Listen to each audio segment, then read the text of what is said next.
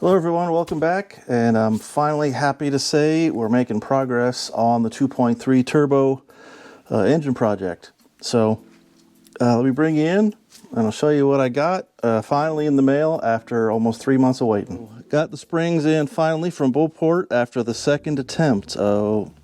These were mailed off before Christmas, and for whatever reason the address was wrong for us over here in the United Kingdom. And these got lost in the mail. We don't expect them to ever turn up again, but we don't know what happened to them. So they were lost. My buddy just had to swallow it, a big that sucks pill, and order a second set.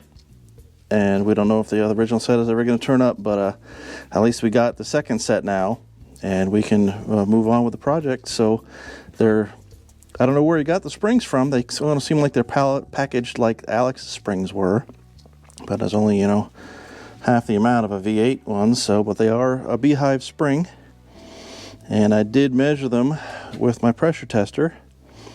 And here's showing 170 pounds on the seat, and here is the data.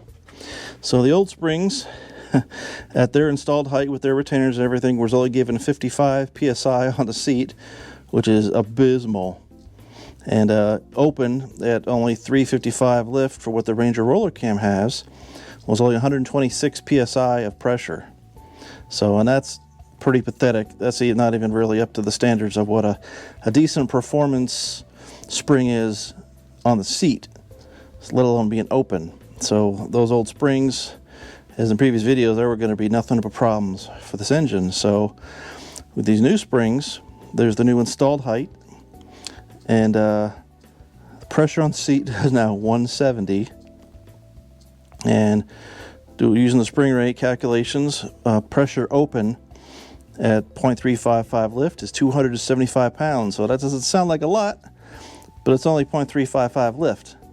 So that's like half of what a decent a V8 lobe would be, and you'd probably be looking around 400 plus pounds open. And the difference is we got increased our load on the seat by 115 pounds and 149 pounds open. I don't think we're going to have any valve float problems with this setup on this engine combination. Looking forward to finally getting this thing together and cleared off the bench and back on the engine here soon, and hopefully this weekend we'll make a lot of progress. I installed all the retainers, checked all my installed heights, and there's only 3 shims that I'm gonna have to worry about. I got a plus 11 thou on this one, so that's gonna get a 15 to bring it up. This one was kind of the worst one out. It's got to be a plus 32. So a 30 thou shim is going to go right on there. And this is plus 15 on this one. That's going to get a smaller shim. The rest of these are plus 3, plus 1, minus 2, plus 6. So they're all pretty close. This is the standard which I used. 1.528 installed height. And kind of surprised. Good thing I started this one and not any of these 3, or else I'd have had pretty odd numbers. But that's the way it goes, and I am going to get this head together here. So I'll put you on a stand in a time lapse, and we'll see how this goes.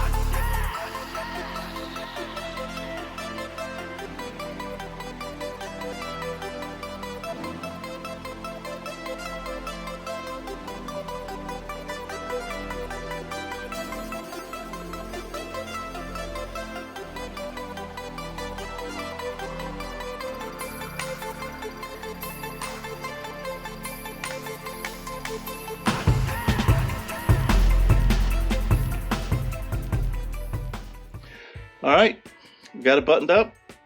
Really excited to start making some real good progress on this thing. Sorry I didn't get the video of me putting the roller followers on. So once you snap them in, you can't pull them back out, and I went to go stop the camera for this. Once I got them all in, I realized I never started it, so bad on me. But yeah, they just snapped in really easy. Once you compress the your HLAs or hydraulic lash adjusters, and they got some squish, you just pop them in there, get in with a screwdriver on the base circle lobe with the cam, and it'll just pop right in. You know, it should be some really good stuff. I mean, you can definitely tell there's some spring pressure there now. So when you're turning this thing over by hand, we got to put the adjustable crank sprocket or cam sprocket on it yet, but I'll wait until that goes on the motor. So hopefully that will be this weekend. So just a little bit extra stuff for what's been going on in the garage. I have 4 T5s. I got 1, 2. Building one there, and building one there. Also, I got the Tremec over there I'm trying to sell. That T5 is sold. That T5 is for this engine. This is a 4-cylinder T5 for a buddy. And this is a V8 early Fox T5 for another guy I'm building. So I'll be glad when this mess gets all out of there. But within this, I got some Pinto engine mounts. Mounted to his Thunderbird Turbo Coupe mounts, so kind of a hybrid, just so I can get this on the stand this weekend. So and what I'm doing here is I'm trying to make a fuel system to run it on the stand. So my buddy gave me this old diesel tank and all this stuff here is an old Turbo Coupe fuel pump assembly, because when it got shipped, this little plastic ring was busted off where the connector goes, so we didn't want to put this in the car. So he ordered another one. And this is what it looks like when it's together. So they're not very expensive at all.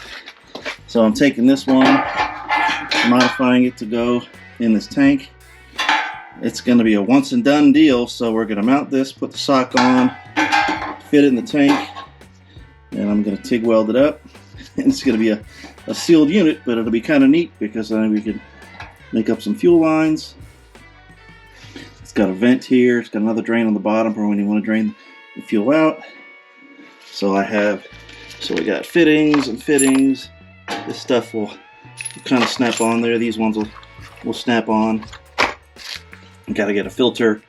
I'll figure it out because this thing on the stand is going to have a standalone engine harness, so we can run it, and this will be kind of neat because I'll have this tank could double as well, be an EFI fuel system, or I can take the drain out of the bottom, plumb it right to like a fuel pump on an engine, and this will do double duty for a good fuel system for my run stand. So I'll just have to figure out a way to mount it somewhere.